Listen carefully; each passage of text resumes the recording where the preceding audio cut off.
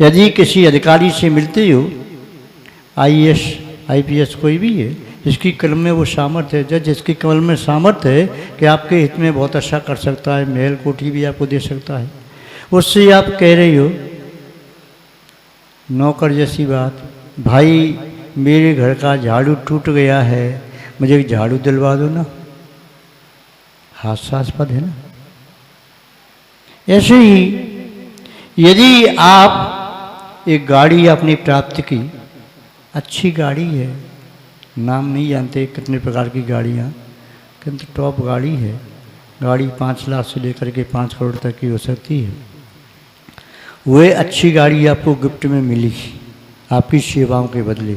उस गाड़ी में यदि आप गोबर ढो रही हो, कीचड़ ढो रही हो, कूड़ा कचरा ढो रही हो, तो क्या गाड़ी का आपने सही मूल्यांकन किया है? नहीं किया। यदि कोई व्यक्ति साफ सुथरे कपड़े पहन करके झाड़ू लगाए, नाली को साफ करे, तो क्या कपड़ों का सही मूल्यांकन किया? ऐसे ही इस मनुष्य अवस्था को प्राप्त करके यदि भोगों की कीचड़ में हम सन रहे हैं, मन सना हुआ है, तो सत्य बताओ कि आप इसका सही उपयोग कर रहे हो? संसार का प्रत्येक जीव आहार ग्रहण करता है, भोजन ग्रहण करता है, चाहे कोई अन्न खाए, चाहे कोई मिट्टी खाए, चाहे कोई कण से झरता हुआ अमृत का सेवन करे, चाहे कोई मांस का सेवन करे, चाहे कोई फल खाए, चाहे कोई घास खाए, चाहे कल्पवृक्ष के द्वारा प्रदत्त भोजन सामग्री प्राप्त करे, किंतु संसार का प्रत्येक प्राणी आहार संज्ञा है तो भोजन ग्रहण करता है। आप भी भोजन कर रही हो तो कोई बहुत बड़ी बात नहीं कर रहे, सभी करते हैं। फिर विशेषता क्या हो सकती है? आप शुद्ध भोजन कर रही हो, जिस भोजन के करने से पाप का बंध नहीं हो, जिस भोजन के करने से पाप कर्म नष्ट हो, संवर तत्व की प्राप्ति हो। मुनि महाराज भी आहार लेते हैं और आप भी भोजन करते हैं। कोई खाना खाता है, कोई भोजन करता है, किंतु एक व्यक्ति उदर पूर्ति करते समय पाप का आश्रय कर रहा है, सावध भोजन कर रहा है, मांस को, शराब आदि गंदे पदार्थों को सेवन कर रहा है, शरीर को खराब कर रहा है, मन को खराब कर रहा है, आत्मा को खराब कर रहा है और पाप का बंध कर रहा है। एक मुनि महाराज हैं, उदर पूर्ति करने के लिए खड़े होकर के कर पात्र में निगाह नीची करते हुए समता से उस आहार को ले रहे हैं। अमृत से भी ज़्यादा उत्कृष्ट आहार है, वह पुण्य का आश्रय कराने वाला है और अशुभ कर्म की संबंध निद्रा करने वाला है। उस आहार को लेते समय मुनि महाराज मोक्ष मार्गी हैं, कर्म की निद्रा कर रहे हैं और ग्रस्त अपना पेट भरते हुए पाप का आश्रय कर रहा है। भय संज्ञा, भय संज्ञा संसार के सभी जीवों में संभव है। अचानक कोई भयंकर पदार्थ सामने दिखाई दे जाए, भय को उत्पन्न करने वाला, अचानक कोई शब्द सुनाई दे तो रोम रोम कांप जाता है, अचानक कोई आवाज़ कर दे, अचानक कोई और चीज़ ऐसी आ जाए तो आप कांप जाते हो। क्यों? भय संज्ञा बैठी है। वह सप्तम गुण स्थान तक है, वह भय संज्ञा निकल नहीं रही। आपको भी भय लगता है, किसी को भय लगता मैं मर नहीं जाऊं, मेरी आत्मा नष्ट हो जाएगी, संबदृष्टि सोचता है। आत्मा तो कभी नष्ट होती नहीं, भय किस बात का? शरीर है ये शाश्वत रहता नहीं, इसी नष्ट होना है, वियोग होना ही है। ड्रेस कोई भी या पहन लो, अच्छी से अच्छी, बुरी सी बुरी, शाश्वत कोई नहीं है, छोड़नी पड़ेगी, दूसरी पहनो। यदि अच्छी ड्रेस का दुरुपयोग करोगे तो ड्रेस देने वाला आपको आगे अच्छी ड्रेस नहीं देगा, खराब ड्रेस देगा। अच्छी ड्रेस को पहन के गंदा काम कर रहे हो, ये उचित नहीं, अब आपको गंदी ड्रेस दी जाएगी। इस अच्छी ड्रेस पर्याय को प्राप्त करके गंदा काम करेंगे तो अच्छी पर्याय प्राप्त नहीं होगी, गंदी निकृष्ट पर्याय प्राप्त होगी। तो भय संज्ञा है। संबदृष्टि भी भयभीत होता है, मिथ्या दृष्टि भी भयभीत होता है। मिथ्या दृष्टि भयभीत होता है अपने अस्तित्व के नष्ट होने से। कहीं मेरी मृत्यु न हो जाए, कहीं मेरा एक्सीडेंट न हो जाए, कभी छत न गिर जाए, कभी मैं बीमार न पड़ जाऊं। और संबदृष्टि भयभीत होता है पापों से, वह पाप भीरू होता है। मेरी किसी भी मन वचन काय की प्रवृत्ति से मेरी आत्मा में पाप न चिपक जाए, वो पाप से डरता है। जितना पाप से डरता उतना अपने बाप से भी नहीं डरता। कोई बात नहीं, पिताजी डांटेंगे, यदि मारपीट करें तब भी कोई बात नहीं, किंतु मैं पिताजी के कहने से भी पाप नहीं कर सकता। शायद ये साधु यहाँ बैठी हैं, इन्होंने पिता की बात को इग्नोर करके अपनी आत्मा की बात को सुना। पिताजी ने रोका होगा, नहीं रुके। पिता की बात का मैं तो नहीं दिया, आत्मा की बात को मैं तो दिया। इन्हें पापों से डर लगने लगा। मैं अनादिकाल से पापों का बंद करता आ रहा हूँ, मुझे ही भोगने पड़ेंगे। आज पिता की माँ के मुँह में आकर के इनकी बात को पुनः मान लिया, संसार में कितने भव और बढ़ जाएंगे। संबदृष्टि भी भयभीत होता है, मिथ्या दृष्टि भी भयभीत होता है। मिथ्या दृष्टि इस पौद्गलिक वैभव की रक्षा करने के लिए भयभीत होता है, ये मेरा पौद्गलिक वैभव न छिन जाए, ये पुद्गल का शरीर नष्ट न हो जाए। किंतु संबदृष्टि आत्मा के वैभव को प्राप्त करने के लिए आतुर होता है। मेरी आत्मा के वैभव को ये पाप कर्म आकर के छीन न लें, कहीं मेरी आत्मा के वैभव को प्रकट ही न होने दें। ये पाप कर्म मुझे यानी कितनी भवतर संसार में परिभ्रमण कराएगा, इसीलिए उसकी रूह कांप जाती है कोई भी काम करते हुए। संबदृष्टि से कहो इस चींटी पर पैर रख दो, चींटी को मार दो, वह कहेगा नहीं भैया। चींटी यहाँ से चल रही है, छाया वाले रास्ते से निकल जाओ, यहाँ से चींटी कोई मर सकती है, तो धूप वाले रास्ते से जाओ, स्वीकार है। मैं धूप वाले रास्ते से चला जाऊंगा पर चींटी को नहीं मार सकता। ये रास्ते चला घास वाले रास्ते से नहीं भैया, वो देखो कंकड़ पत्थर पड़े वहाँ से जाना पड़ेगा, स्वीकार है। संबदृष्टि जीव को घास में, जल में, अग्नि में, वायु में, वनस्पति में और कीड़े मकोड़े में सब में परमात्मा दिखाई देता है। जैसी मेरी आत्मा वैसी उसकी आत्मा, अतः किसी दूसरे जीव का घात नहीं कर सकता, अपनी आत्मा को कष्ट दे सकता है। महानुभाव, तो भय संबदृष्टि को भी लगता है और भय मिथ्या दृष्टि को भी लगता है। मिथ्या दृष्टि चोरों से डरता है, डाकुओं से डरता है, बदमाश व्यक्तियों से डरता है, वह सींग और नाखून वाले पशुओं से डरता है। वह मिथ्या दृष्टि जीव कई बार पुलिस वालों को देख कर भी डरता है, कहीं पुलिस वाले व्यक्ति पकड़ के डंडा मारना प्रारंभ न कर दे। किंतु संबदृष्टि इन किसी की परवाह नहीं करता, एक की परवाह करता है, कहीं मेरे शब्द ऐसे न निकल जाएं जिससे पाप का आशा होता हो, कहीं मेरे मन में ऐसा विचार न आ जाए जिससे पाप का आशा होता हो, कहीं मेरे शरीर की ऐसी प्रवृत्ति न हो जाए जिससे पाप का आशा होता हो, कहीं मेरा धन ऐसे कार्य में खर्च न हो जाए जिससे पाप का आशा होता हो। जैसे एक वृत्तांत आता है, एक किसी सेठ ने मछुआरे को 5 रुपया दे दिया, मछली का जाल ले आया, पकड़ करके मछली मारने लगा, उसके व्यापार में घाटा लगने लगा। तो संबदृष्टि सोचता है मेरे धन का दुरुपयोग न हो, मेरा पैसा लेकर के कहीं कोई व्यक्ति ड्रिंक करना प्रारंभ न करे, मेरा पैसा लेकर के कह रहा मैं भूखा हूँ, मुँह से तड़प रहा हूँ, और जा कर के मांस खाना प्रारंभ करे, अंडा खाना प्रारंभ करे, या मेरा पैसा लेकर के फास्ट फूड खाना प्रारंभ करे, गंदी संदी वस्तुएं। तो पैसे का दुरुपयोग नहीं करता, पैसे का सदुपयोग करता है। एक एक पैसे का सदुपयोग नहीं करेगा तो पैसे को लेके कुएं में डाल देगा, फेंक देगा, किंतु कुपात्र को दान नहीं देगा, अपात्र में नहीं देगा, तो उससे पाप का आशा होता है। संबदृष्टि जीव अपनी सामर्थ्य, अपनी साधन, अपनी सामग्री और अपना समय संसार के विच्छेद के लिए व्यय करता है। मिथ्या दृष्टि इंद्रिय सुख के लिए करता है। संबदृष्टि का समय आत्महित में व्यय होता है।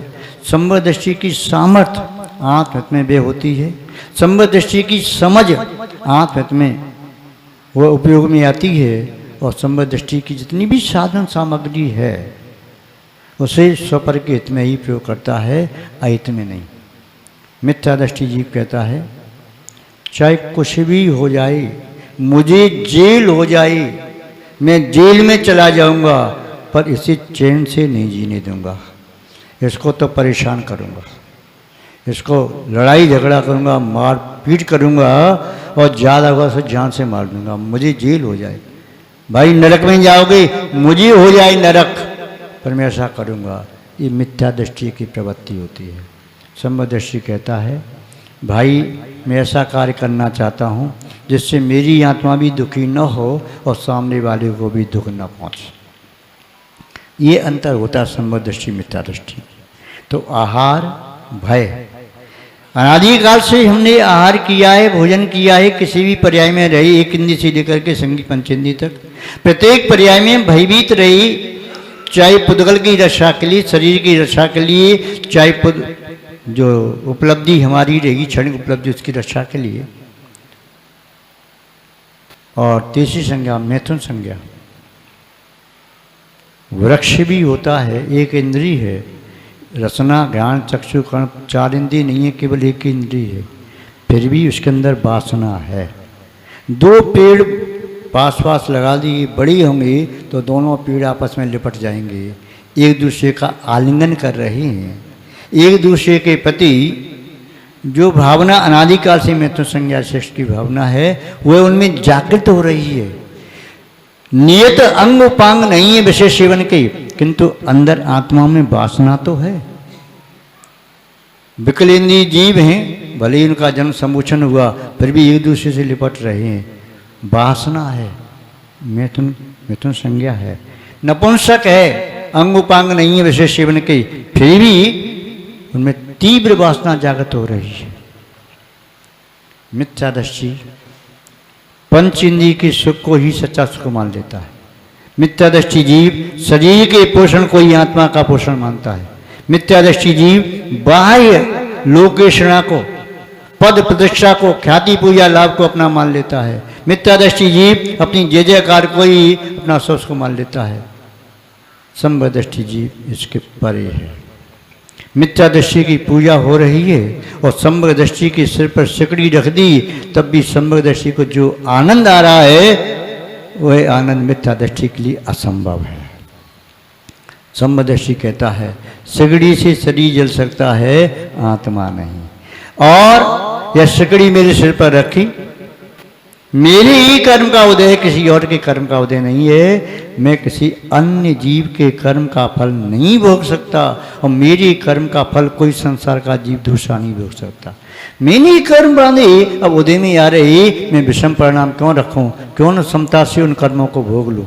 यदि समता रखूंगा तो कर्म नष्ट हो जाएंगे, बनेंगे नहीं आगे के लिए, और विषम परिणाम आ गया तो ये भी भोगना पड़ रहा है, आगे भी भोगना पड़ेगा। सुख दुख रेखा कर्म की काट सके ना कोई, ज्ञानी काटे ज्ञान से मूर्ख काटे रोष।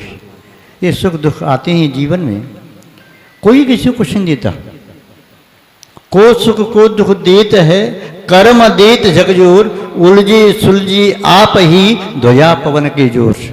फहराता हुआ ध्वज, कोई उलझाता नहीं है, कोई सुलझाता नहीं है, हवा के जोर से ध्वजा उलझती है सुलझती है। ऐसे ही कर्म के इस पवन के वेग से ये आत्मा रूपी ध्वजा कभी सुलझती है कभी उलझती है। ज्ञानी पुरुष सुलझने का कार्य करता है, स्वयं सुलझता है, उसे देख करके अन्य भी सुलझने की भावना भाते हैं, सुलझने की प्यास जागृत होती है। अज्ञानी जीव उलझता है और दूसरे को उलझाता है। जिसकी नाक कट गई वो दूसरे की नाक कटवाना चाहता है, और जिसकी नाक सुरक्षित है वह चाहता है सामने वाले की भी बच जाए तो अच्छी बात है। जो संसार में फंस गए वे कभी नहीं चाहेंगे कि उनका बेटा या बेटी मोक्ष मार्ग पर निकले, वह चाहेंगे कि भाई इनका भी शादी विवाह हो जाए, ये भी दुखी रहे। और तो और अड़ोसी पड़ोसी का बेटा भी निकल रहा होगा तो कहेंगे भाई पागल हो गया क्या, तो दिशा लेने जा रहा है। आज ये काल विषम काल है, दीक्षा नहीं हो सकती, चल बैठ शांति से। कपड़े पहनने का ढंग आया नहीं, उतारने के लिए चल दिया। यदि वो कह दे अंकल आपको तो आ गया, आप ले लो दीक्षा, मुझको नहीं आया तो आप ले लो, किंतु नहीं, मिथ्यात्व का ही प्रभाव रहता है, चार्तमुनि कर्म का सब प्रभाव रहता है। बुद्धि ये कुंठित हो जाती है, उसे तो उसी में आत्मा का हित दिखाई दे रहा है। जिसकी आंख पर पट्टी बंधी है उसे कौन दिखा सकता है? सूर्य का प्रकाश भी उसे दिखा नहीं सकता, आंखों पर पट्टी है तो। यदि आंखों पर काला चश्मा लगा हुआ है तो सफेद दीवार भी काली दिखाई दे सकती है। अब क्या करें? मेरे चश्मे को हाथ नहीं लगाना, मिथ्यात्व की पट्टी कोई खोलना चाहिए, वो खोलने नहीं देगा। बड़ी मुश्किल से तो मैंने पट्टी प्राप्त की, इसको ही आप निकालो। किसी की आंखों में मोतिया बिंदु हो जाए, काला पानी हो जाए, जाला आ जाए, डॉक्टर से ठीक करना चाहिए ऑपरेट करके, तो वह कहेगा पागल हो गए क्या, मेरी आंखों में आप चीर फाड़ करोगे? नहीं, मैं नहीं, यही सीख है। ऐसे ही चिरकाल से, अनादिकाल से हमने मिथ्यात्व का सेवन किया है, पोषण किया है, संरक्षण किया है, इसलिए हमारे मिथ्यात्व को चोट पहुंचाता है तो मर्माहत चोट हमारी आत्मा को परेशान करती, आत्मा तिल मिला जाती है। हमारे क्रोध पर, अहंकार पर, मायाचारी पर, लोभ पर कोई प्रहार करता है तो ऐसा लगता है कोई आत्मा पर प्रहार कर रहा है। किंतु जिसने भेद विज्ञान के बल से आत्मा के स्वरूप को जान लिया, इन कसायों के स्वरूप को जान लिया, मिथ्यात्व के स्वरूप को जान लिया, पंचेंद्रिय की विषयों के स्वरूप को जान लिया, वह कहता ये मेरा कुछ नहीं। जनक के पास एक शिष्य विद्या प्राप्त करने के लिए गया, कहा जनक बड़े आध्यात्मिक हैं। और ऐसा कैसे हो सकता है, घर में रह के आध्यात्मिक? साधु का वो आपने ही भेजा साधु के पास, वो गया, देखता है कि जनक ऐसे बैठे हैं, पैर उनका लटका हुआ है, संयोग की बात चूल्हा वहाँ जल रहा है और चूल्हे उनका पैर आगे जल रहा है, वो शांति से बैठे। उन्होंने कहा अरे आपका पैर जल रहा है। बोले पैर के जलने से जनक का कुछ नहीं जलता। मिथिला में आग लग गई, मिथिला के जलने से जनक का एक प्रदेश भी नहीं जलता। ऐसे जब आपको भान हो जाएगा तो शरीर के क्षीण होने से आत्मा क्षीण नहीं होती, शरीर के नष्ट होने से आत्मा नष्ट नहीं होती, और शरीर के द्वारा अर्जित इन संबंधों के नष्ट होने से आत्मा नष्ट नहीं होती। शरीर के द्वारा अर्जित पुद्गल का ढेर इकट्ठा कर लिया, इसके नष्ट होने से आत्मा नष्ट नहीं होती। जिसे आत्मा का बोध हो गया उसे पर वस्तु कभी लुभा नहीं सकती, और जिसे पर वस्तु में आसक्ति है उससे पर वस्तु छीन लो तो वह रोएगा, आंखों से आंसू बहेंगे। किसी ने 5 करोड़ का मकान बनाया, संयोग की बात भूकंप आया, धराशायी हो गया, वह मकान नहीं गिरा, उसकी दीवारें नहीं गिरी, उसके पिलर और छत नहीं गिरी, ये गिर गया, अटैक पड़ा, मकान गिरने के पहले वह चला गया। उसकी आत्मा यहाँ नहीं थी, उसकी आत्मा वहाँ थी। सरना में सुनील पहलवान जी की मृत्यु हुई नहर में, समाचार सुन के जगदीश पटवारी जी अटैक पड़ा तो चले गए। ये मोह है। मोह क्या है? पर को अपना मान बैठा, निज को पहचाना नहीं। ये भूल है आपकी जो आपको जाना नहीं। आपको जाने बिना परमात्म पद पाना नहीं, परमात्म पद पा करके फिर संसार में आना।